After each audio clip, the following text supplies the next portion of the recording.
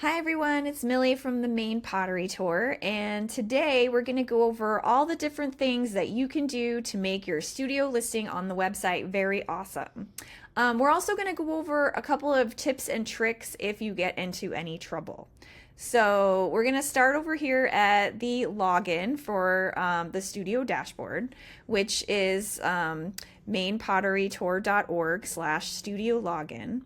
And if you don't want to type that in, you can actually just go to, and we can do this here. You can just go to the Maine Pottery Tour homepage and then scroll all the way down to the bottom and then click, Studio Login. And then you get to the login page. So another issue that some people have is like not knowing what their password is and maybe even not knowing what their email is. Because a lot of times people used an email that they're no longer using when they signed up, which is totally fine. That in that case, if you don't know which email you're using, reach out to me at millie@mainepotterytour.org and I'll be able to help you with that. If you just don't know your password though, you can easily, just click forgot my password, put in your email, and then you can submit that and it will send you the instructions for getting a new password. So that does work pretty well. If you do have any problems with it, it usually is because the associated email with the account, and that's something that I'll need to fix. So if you don't get the email for the password reset, just let me know. So anyway, let's get started and go ahead and log in.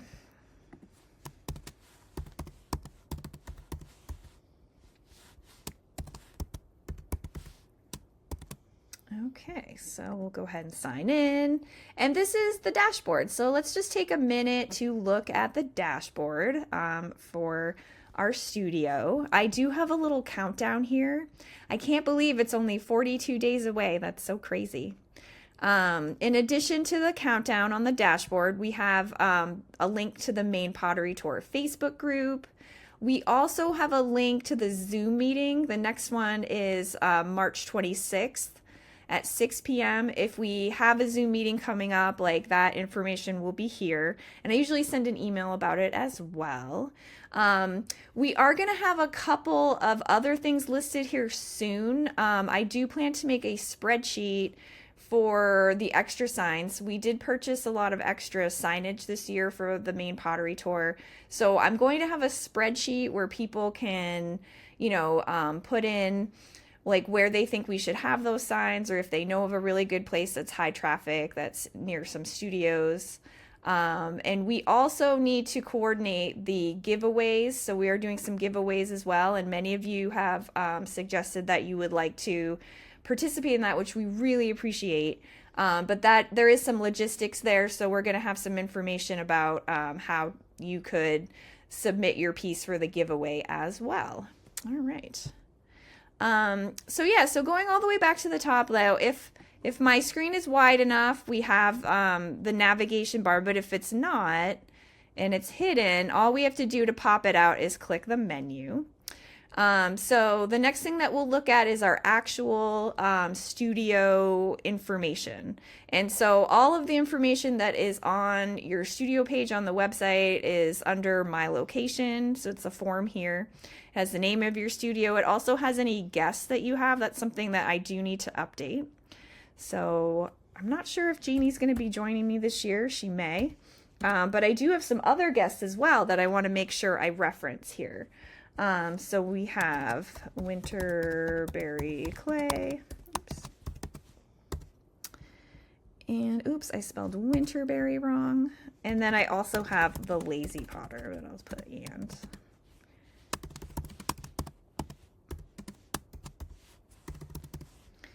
Okay, and my description is fine, and I have my phone number in there. My address, that's very important. One thing to note is I did take off the latitude and longitude this year, but if you do think that your pin location is in the wrong spot, let me know, and I can update that on my end. And then I do have some information here about me. But one of the things I might do is also put like some information about my guest artists here. And so we can put like, we also have Mary DeVoe, Winterberry, Clay, and the Lazy Potter joining us this year. Okay, and then if I actually, so some of the guests now have listings, and so if they opted to pay the $50 to be on the website, their listing is on the main website now. And so what I can do too is I can put in a link to them. So that might be a thing that you want to do if you have some guests and they are on the website, but you can also put a link to their actual website, like outside the Maine Pottery Tour, if you would like to do that as well. So if they opted not to be on the website this year, you can still put the link in, which is great. And then we can just save that there. So yeah, you just click this little link button to add links. And let's put the Lazy Potter in there as well. All right. And I just copied and pasted the URL bar right in there. And then I just select the text I'd like to put as a link.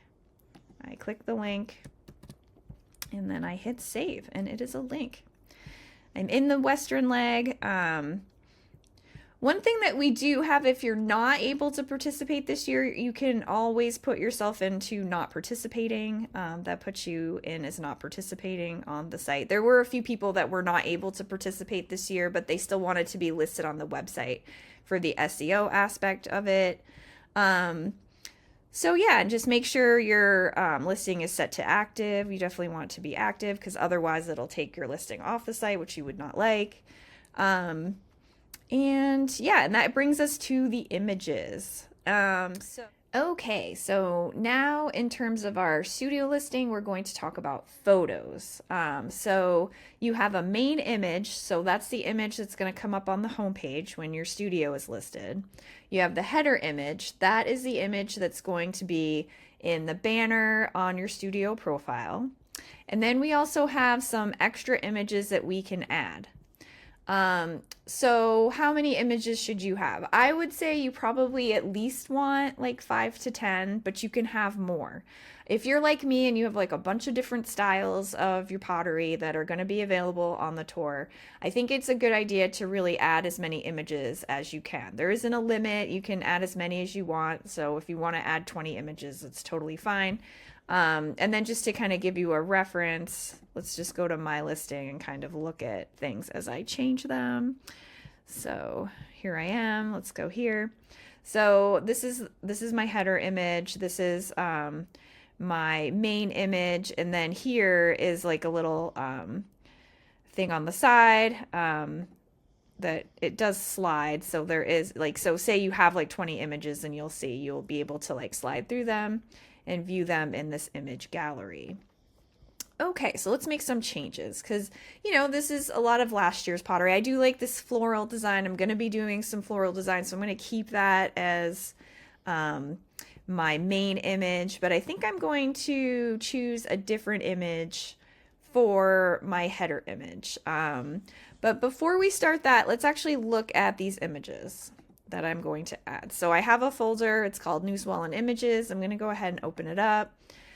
These are like fairly large images, and I do want to cut these down a little bit. So what I'm going to end up doing is I'm going to go ahead and select all of these, and I'm going to open with Preview.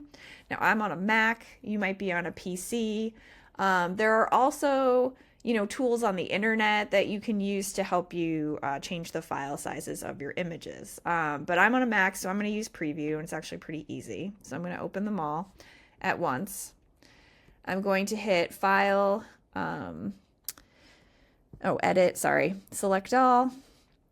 And then I'm going to go to tools and I'm going to adjust size. And I think I want these to be about 800 inches wide. That's a pretty good image, you know, if somebody's going to blow it up to kind of look at it on a screen. We want the resolution to be 72 because on the internet, you can't actually view an image above a 72 DPIs anyway. So I'm going to go ahead and click OK. And that's going to change the file size of each of these images. And then I'm going to go back to edit, select all, and then I'm going to go file, save. All right, and so now I can get rid of preview. I can go ahead here, see it's like changing these image sizes. Yeah, so that does tend to be a problem. You can't have a very, very large image added to your listing only because it just like takes up so much resources to compress it, and I am compressing them. So it doesn't necessarily have to do with the disk space usage, but definitely for, you know, just the, you know, the website and its performance, I'm just making sure, let me just kind of look at these differently. Oops. Let's look at the icons. Yeah, I think I'm going to have this chicken image be my header image now. And so I'm going to open that and I'm going to go ahead and click save.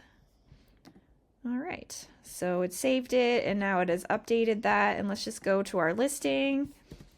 Oh, and now I got chickens on my header image. So you can have a pretty wide image for the header image. I just happen to have, you know, kind of more of a squarish image. And what it does is it kind of puts it in the middle. That's just so, you know, we can keep the aspect ratio and not like bend your image out of shape. So I think Lynn did that. And I think that looks pretty well. I think that works. So I also have some images down here. I'm going to switch these out. I don't actually have any shark stuff this year. So I'm going to go ahead and delete that. I'm going to delete that one as well. So going back down here, let's just add some more images. Let's see. And I want to put them kind of in a certain order. So I'm going to do this one first. I'm going to add the image. It's adding it. And there it is. So a couple of other things that can go wrong with images is, you know, they can be too large, and in which case you're going to want to shrink those a little bit before you upload. Another thing that can happen is rotating. So sometimes, like, when you upload the image, it'll be like on its side or it'll be, you know, like upside down. That's not great, but that's why I have this little rotate button. So if you rotate it, it says your image has rotated. You may need to clear your cache to see the change. That's really important. So sometimes your computer kind of remembers how files were before, so it won't let you see the change. So I'm just going to go ahead and delete my browsing data here on Chrome. It might log me out. Hopefully not. Oh, it didn't. Yay. So now if I go down here, see my image is like not in the right orientation because it was in the right orientation before. So I'm going to have to do that 2 more times to get it, because basically what it's going to do is it's going to rotate it 90 degrees counterclockwise. And then so if I have to rotate it, you know, several times to maybe get to the right orientation. So I did. All right, so I'm going to have to do this at least 1 more time. And so I will have to delete my browsing data every time to see it, which is annoying. I get that, but that's just caching for you. So, okay, so I got to do it 1 more time and I should be in the right orientation. But yeah, that's come up as an issue enough times that, you know, I was like, I should make a solution for that. So I did. Hooray. So now it's the right orientation again. Another thing that can go wrong with images is they just like won't upload for some reason. And a lot of times that has to do with the file. maybe being a little bit corrupted, or just not okay to be uploaded on the internet. So a lot of times I might bring it into preview and then just like re-save it, maybe as a JPEG or, you know, some kind of other format. With the uploading here as well, like we can't do certain types of files. So it's really going to be a JPEG, a PNG, or a GIF or a GIF, like however you pronounce that. So those are the 3 formats that we accept. So let's choose some more. And these are all JPEGs. JPEGs work great. So let's add that one. And again, I'm trying to kind of put them in the order in which I would like them to appear on the gallery. So let's put a bull in here now.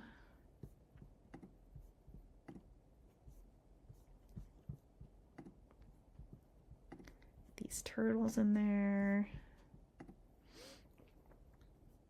All right. And I don't think I did this one.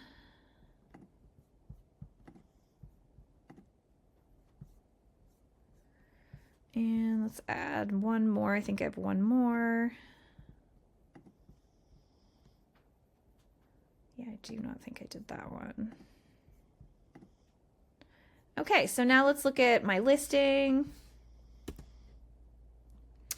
And see, we have all these lovely images here on the side, and all I have to do is click them to get them to be viewed here in this gallery. All right. Yeah, and it's good that I have a lot more images for people to see, because this is about the kind of work I'll probably have at, you know, my event. All right, so the next section on the studio dashboard that we are going to edit is the web links. So to get there, we go to the menu, and then we go to web links. And then we can choose like what kind of web link we're putting into the database. So, and just to give you kind of an idea of where those are going to go, those always go to the where to find them. I'll go back and go to my own profile so you can kind of see all the different links that I have. So I have my website, I have a Facebook, and then basically the reason why we ask what kind of link it is so we can put these little icons in here. And so I actually just got a YouTube channel this year, so that's one of the links that I can definitely add. So if I go up here, I can just copy and paste the link to my YouTube channel by just clicking add link. There it is. So if we refresh the page here, now I have my YouTube channel. And then also I was thinking about adding Winterberry Clay and the Lazy Potter because they have websites as well. So let's go ahead and put them in there. So I'll just use like a regular website. I think it's easier if you find their website online. That way you don't, you know, misspell the link.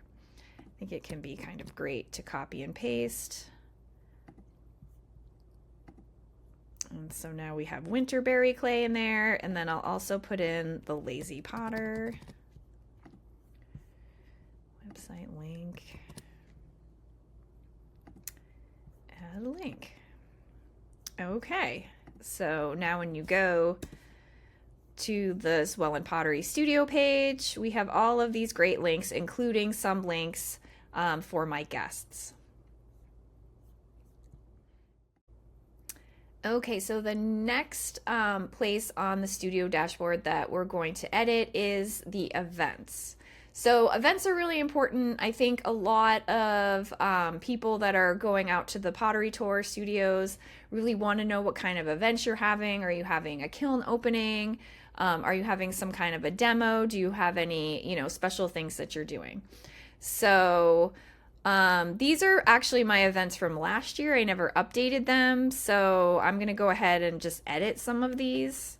So I can go to edit. I'm just going to change this date to this year. But you can also type it in. I'm just lazy. So, All right, so we'll do the 3rd. We'll update it because I will have to unload the kiln probably around that time. Go back to see all events, and that is now 2025. And then if I, wanted to create a new event, so I would just put the title of the event. I don't actually have a different event to put in, so I'm just going to put in event test. And I'm going to go ahead and click on this, and let's just go down to the right day. We'll just say Sunday. And then the time of my event, I could say 2:00 p.m. Maybe we're going to have a dance party. That might be fun. We will dance, but not around the pottery. So, because we don't want to break it. So I can go ahead and save the event. And then if I want to look at it over here, we'll see we have the kiln opening. We have these older events that I need to update. And now we also have the dance party, which is on Sunday at 2 p.m. It says it right there. So let's go ahead and update some of these. And I can also delete the dance party because we're not really actually going to have a dance party. But we can go ahead and change the date on this. So this would be the 4th, I believe. So we're going to update that and see all events. And then this was all weekend. Actually, it didn't change because I didn't change the year. So let's update this again. Perfect. So I'll say 03 and then 2025. Obviously, doesn't matter because this is all weekend. And I just want to give people a reason to use the Plan My Tour app. I did have to give away a couple of free dishes last year, but it wasn't too bad. Anyway, so that's events. I definitely highly recommend you add some events to your studio dashboard to let people know what events you do have going on over the Pottery Tour weekend. Okay, so there's just a few more things on your dashboard that I want to show you. One is the resources, and this will grow. Right now we don't have a ton of resources, but we do have the Maine Pottery Tour sponsorship package. We would love, love, love and appreciate if you wanted to share that with any, art related or even non-art related businesses that you would think, would want to help support us. We have the Dropbox for Potters, which is a document that you can look at. We have just important information about the Pottery Tour. So this is all the information kind of relevant to the 2025 tour. We have a PNG file of the current Maine Pottery Tour logo. We're actually going to get some different logos in here. We just have that one right now. And then if you wanted to, obviously the registration is passed, but if people wanted to have a printable copy of the studio registration / invoice, that was there as well. And so a few other resources that will be in here soon. We are going to make sort of like a mailing list manager thing that you can kind of print out and put in a clipboard so people can kind of like sign up to get emails from your studio, but we'll also have like a column for the Maine Pottery Tour. So if they wanted to be on that larger list as well.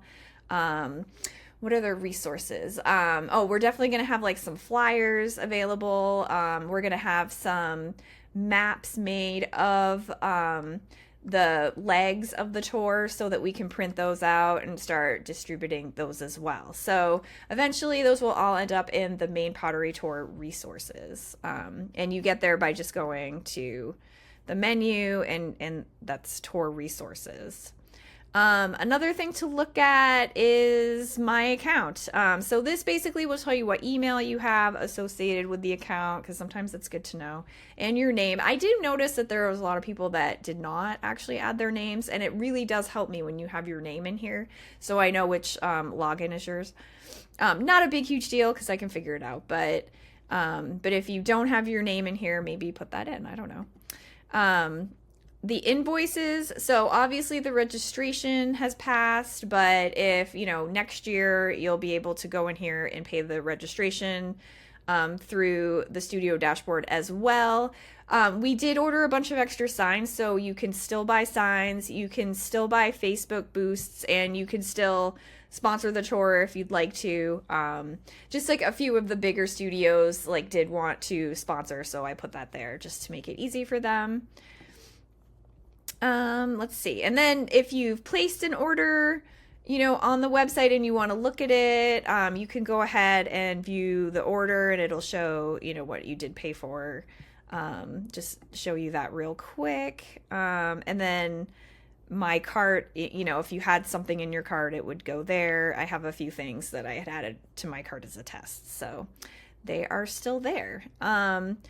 But anyway, that's basically it. If you have any questions or you do run into any problems, we talked about some of the potential problems, but there's all kinds of problems that may end up happening.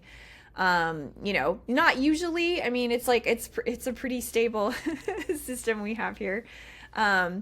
But, if you do happen to have any problems, you can always reach out to me at millie@mainepotterytour.org, and ask me any questions.